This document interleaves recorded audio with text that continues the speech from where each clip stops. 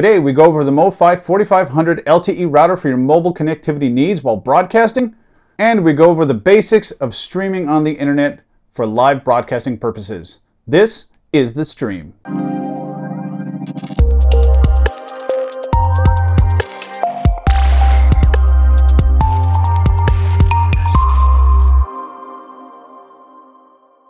Hey guys, what's up? Joe Hankoff here from liftcast.tv. In this channel, we do product reviews, tutorials, and other tips and tricks to help you be a better broadcaster on the internet. So let's dive right down into the basics of what is needed to do an internet broadcast. So let's talk about internet broadcasting for a quick second here, okay? Obviously, you need some kind of a camera, right? A lot of folks are using DSLRs. Some people are using webcams connected to laptops. There are dedicated streaming cameras out there, but a lot of them are really expensive, especially if you're just trying to get into this industry or into just doing it for fun, whatever it is, and you don't want to drop a whole bunch of cash on it. Well, I've done something a little bit different. So a lot of you guys are probably watching this on a high-end mobile device, LG V20, Galaxy S7, probably Note 7 if it hasn't blown up from your pockets yet, or an iPhone 7 or an iPhone 6, right? All of these devices have really excellent cameras. And I think the talent of those cameras is untapped and somewhat underestimated. In fact, this episode is being shot on an LG V20 right now in beautiful 4K. Now, obviously, I have the advantage of having studio lights and all of that, but if you look at this footage here, click that link to go to my other channel, you'll see that the LG V20 is an outstanding camera, even for mobile cinema purposes. So what I've done is I've melded my love for strength sports, fitness, and technology into liftcast.tv, where I primarily broadcast strength sports and other competitive fitness type events on the internet. We're only going to talk about the most basic setup, which is one camera broadcasting to one endpoint. That endpoint can be YouTube, it can be Facebook, or it can be a private server. For the sake of this conversation, we're just going to talk about broadcasting to Facebook or YouTube, since that is what most people are going to consume this type of media on in the first place. So one of the devices that I use is a Galaxy S7 Edge. Now, if you guys have been watching the reviews and following along with Samsung's progress on these, those little cameras are pretty good, especially in 4K, right? Now, I do have the capability of streaming in 2K, depending upon where my endpoint is, but typically you're going to want to stream 1080p. Unless you have a whole bunch of high-end processing in the background, 4K is going to really bog you down. That being said, Android phones are very versatile. There's tons of apps out there for broadcasting or streaming or turning your phone into a bare bones basic IP camera, which is all you really need to do in this case. To do the most basic stream, there's a number of ways you can do it. You can just go live on YouTube or live on Facebook and then start telling people about it. From a marketing standpoint, if that's your goal, if you're doing it for business, you want to have an event set up ahead of time. You want to market that event out so that particular link goes live, right? So there's a lot of apps that can stream direct to Facebook. Well, Facebook, right? A lot of apps that can stream direct to YouTube. In fact, Samsung has it built into their camera app where you can stream directly to YouTube. We'll go over all of the different apps that are available for Android and iOS in a later episode. It's a little bit beyond the scope of what we're talking about here. But in short, you need a camera. Second, wherever you're broadcasting from, you obviously have to have some kind of connectivity. If you're using an integrated app, you have a good carrier or decent signal, you can probably get away with just using your mobile connection or Wi-Fi if it's there on premises. Lastly, you need a delivery platform. Now what this delivery platform does is it makes it so you only have to send one stream of video out to the internet, and then everybody else can do what's called subscribing to that stream via a content delivery network. So the way that works is I send my stream direct to YouTube, and they do what's called ingestion. They take it, they modify it however they need to, and then they present it so other people can connect to their server and subscribe to a copy of that stream. So me alone, I don't have to facilitate all of the bandwidth for every potential viewer I could have for one of my broadcasts. This is the beauty of both YouTube and Facebook as a delivery platform, because both are ubiquitous and both currently are free. So that's really the basic need to get a live stream going. Now, you can definitely complicate that by adding additional cameras. As you can see here, I've got stacks and stacks and stacks of Android phones, right? And we're going to go over all of these in another episode as well. You can add more cameras. You can add live production, which means live, I'm going to switch between the cameras and still only present a single stream to my delivery network. A good example of this would be, say, the CrossFit Games, right? They have a single stream, which is called the program stream. Okay, the program stream is your master stream. That is what's going out to your audience. Everything goes through editors and gets aggregated, and then gets put into that program stream. Another way of doing it, which is currently only exclusive to YouTube, is multicam streams. YouTube supports up to 6 cameras at a time on a single stream. This requires a lot more configuration, and again, we'll go over that configuration in a later episode, but it definitely cuts out the need to have any on-premises live production equipment. You can still go on-site with just your phones or just your cameras and whatever setup you have to get that stream up to YouTube. So now that we know the basics of what it takes to get a live stream going on-site, we want to talk about, well, how are we going to get up there, right? In my business, I do my best to try to use the on-premises internet. That can be hit or miss, obviously, right? Not everyone's going to have fast internet in the first place. Not everyone's going to have good Wi-Fi because these guys all run off of Wi-Fi. Not everyone's going to have the latency that I need. If you got somebody with DSL, that's kind of a deal breaker.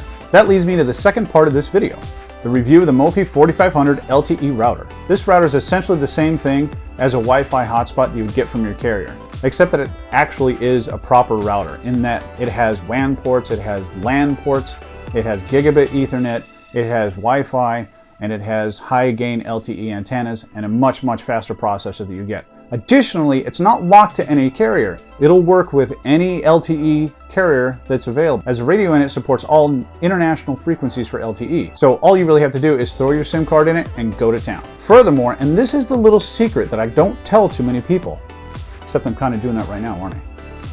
It doesn't require a tethering plan, like it would if you wanted to use your phone as a wireless hotspot. Because I do this for business, I have a business account with my provider. So I'm actually afforded some special privileges, so to speak, in that what would normally be considered abuse is part of my contract with them. So if you're going to do this for a business, you need to check into an enterprise class wireless connection with them. Not all providers offer it, and those that do only offer it in certain markets. The market being basically based on your home address. Because obviously I can take this anywhere I want and use it. But when you have an enterprise class connection with a wireless provider, you're afforded some special provisions. One, you get priority access on their network, meaning that I don't necessarily have to compete with customer handsets on the same tower. When I try to connect and I request certain amounts of bandwidth, that bandwidth is prioritized towards me because I obviously pay a little bit more for it. So without further ado, let's go ahead, dive on down close and take a look at this guy. All right, so here we have the MoFi powered up. So we got the indicator lights here, power, booting state, usually that's flashing when it's booting. Internet connectivity, so that means my SIM and my account is good, and my Wi-Fi is powered on. We also have WAN light and then LAN port lights, as it does have all the standard ports. Let's go over the form factor real quick. All right, so we got a USB port. You can use external 3G modems if you so desire. Just a little, by the way, this little guy runs on Linux, and so it's very customizable. There are different modules you can add to the Linux experience, as most of you Linux folks know, and one of those is mass storage, so there is also a micro SD memory card slot. I am not sure what the maximum capacity on that is. So looking at the form factor here, the two bottom antennas are your 2.4 gigahertz Wi-Fi antennas, and the two top antennas are either your 5 gigahertz 802.11ac if you have that model, or your external antennas for your LTE modem. In this case, obviously I have the LTE modem. Why would I buy just another wireless router? So in this particular case, the antenna are just used for LTE and not for Wi-Fi. And unfortunately, we only have 802.11n, G, and B for Wi-Fi. No 802.11a or AC, unfortunately. So as a wireless access point, this little guy is not too fantastic. So we turn it over. On the back, we got a reset switch that doubles as a WPS switch in case you don't feel like typing in your wireless password. We got a WAN port which functions as expected, so you can totally team up or use 3G or LTE as a failover. And then your typical for LAN ports. So speaking of failover, one of the reasons why this thing exists is to utilize LTE as a failover in case your WAN port fails or your normal wired WAN connection fails. This also happens to work fantastic as an LTE access point. So if we turn over here to the side, you can see that right there is a spring-loaded, snap-locked SIM card slot. Now this device, at least where I bought it from, comes with a set of trays to use, depending upon the type of SIM that you're trying to put into it. Like these two little guys right here on micro SIMs, or I'm sorry, yes, micro SIMs. And you will get something like this from your provider, which is a full-size SIM card that has snap-outs for the various sizes. And obviously the device that I used here, this would be a nano SIM size SIM card. So that is the size card that I snapped out of there. But if I were to start mashing on it, see, I can snap out the micro SIM size. This is essentially how the tray works. I don't want to pop it out because it is kind of a pain in the ass to seat, but that's essentially how that works. So you can take any size SIM card, even from a full-size Monster 1995 special GSM card, and it'll fit just fine in there, all the way down to a nano card with the included trays. Now, one of the nice things that I found where the trays are metal and not plastic, and they look like they were anodized with some sort of non-conductive material.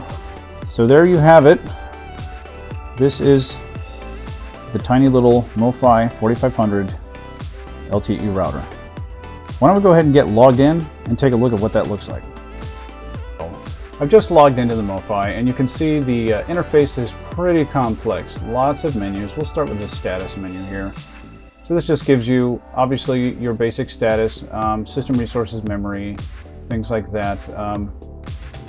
You can see your WAN connection info. So something very interesting to note about this guy right here. This is not your internet IP address.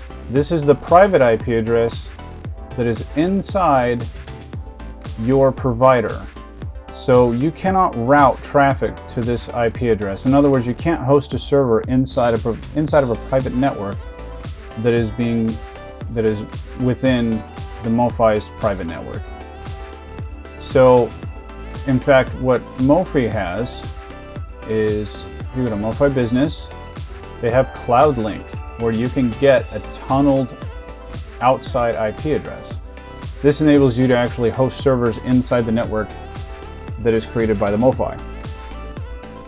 That's a little bit beyond what we need here. Obviously, for streaming purposes, we're using it for outbound connectivity, but that limitation is in place. It is a real thing in case you were concerned. So there is a great number of various settings, limits, MAC filter, blocking, there's even parental controls. This is really meant to be a head-end gateway router. Go to General here on the network, you can see your typical Linux style addressing of the devices, your private IP address, so on and so forth. Most people want to get to the LTE modem, where you can set your APN as well as all of the other parameters that your provider may or may not need in order to run. So out of the box, it does support generic LTE, but there are profiles for AT&T, Verizon, Sprint. So for T-Mobile, I had to configure my APN manually, which honestly is not that difficult. So the router actually has an integrated GPS, much like a mobile phone does. By default, it's disabled. I haven't had any need to use it. Additionally, you can configure LTE modem on the USB port. So there are a lot of details on this router that we're not going to get into today. Mostly it's just, there are so many options because it's Linux based. They pretty much threw every possible router feature into this little guy. And for what we need it for as broadcasters, we just need our LTE modem and our Wi-Fi configuration. There's all kinds of different things: DHCP, WPS, captive portal, speed limiting. We have port forwarding, auto port forwarding, but those don't really apply because we don't have a true outside IP address on the WAN port, being the LTE modem. So you can create file shares using both the root storage device that's on board or the microSD slot that's on board.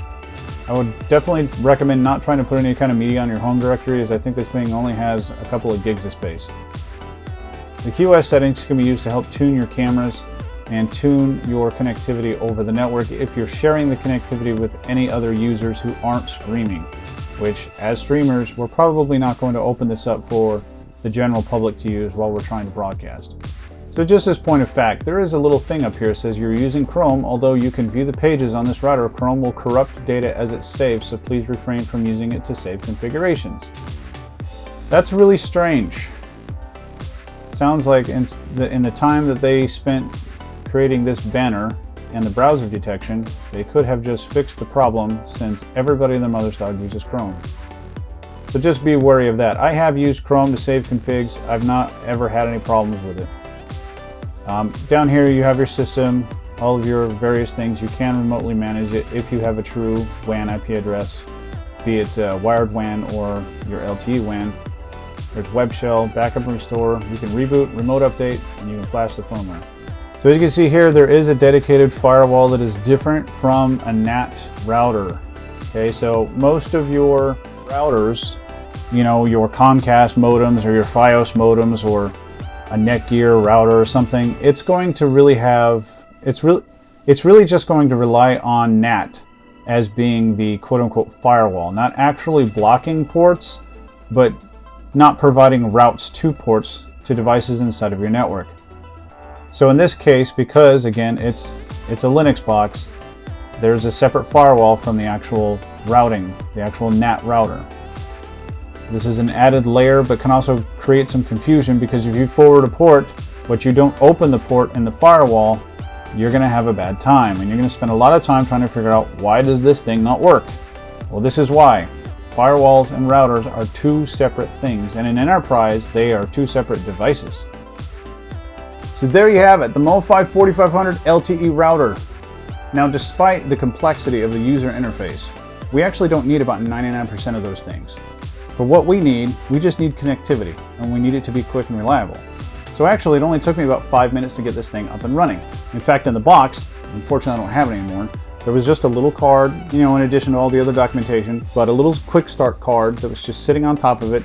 It had the root password, the wireless access point name, and the access point password. And as soon as you log into the router, prompts you for a password change. You plug in your APN if you have to, or you just click your provider, and Bob's your uncle, you're in business. So really, really easy setup.